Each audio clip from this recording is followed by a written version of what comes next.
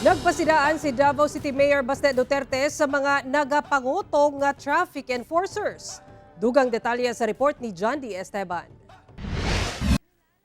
Nakaabot kang Davao City Mayor Sebastian Baste Duterte ang reklamo kalabot sa pagpangutong sa usa ka traffic enforcer sa syudad. Ang maong reklamo gipost sa mayor sa Facebook account niini. Sumara sa maong reklamo, gisita daw sila og traffic enforcer.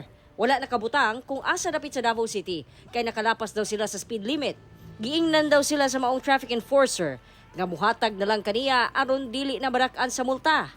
Nang hatag na lang po daw sila kay daghan pag ginapang istorya ang maong traffic enforcer.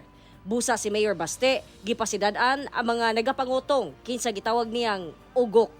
Iyaha usab gipay magnuan ang mga driver nga dili kini konsintihon og ipaabot sa awtoridad aron maaksyonan. Wala giklaro sa reklamo kung ang maong traffic enforcer taga City Transport and Traffic Management Office o CTTMO, Traffic Enforcement Unit sa Kapulisan o laing unit bakaha nga nagapatuman sa balaod trapiko.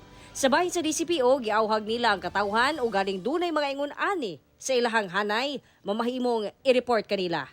So ang atong directive diha ma'am, dili ta mag-receive kay naa man yung iban ma'am nga mo-offer og kanang bayaran na lang kay hassle na mo ni mao na. Pero kung naay mga complaint ma'am regarding ani ma'am no kay dili mata basta-basta mo receive good ma'am og kanang complaint without evidence. Picturean, kuhaon ang ngalan, oras, petsa kung unsay nahitabo, and then report directly sa atong DCPO office para ma-call nato ang attention kung naatay PNP involved sa kotong. Kay dili nato ang i-tolerate yun ani. Wala pa'y pahayag ang CTTMO kalabot niini. Nagpahimang usabang otoridad sa publiko nga kanunay mutuman sa balaod trapiko.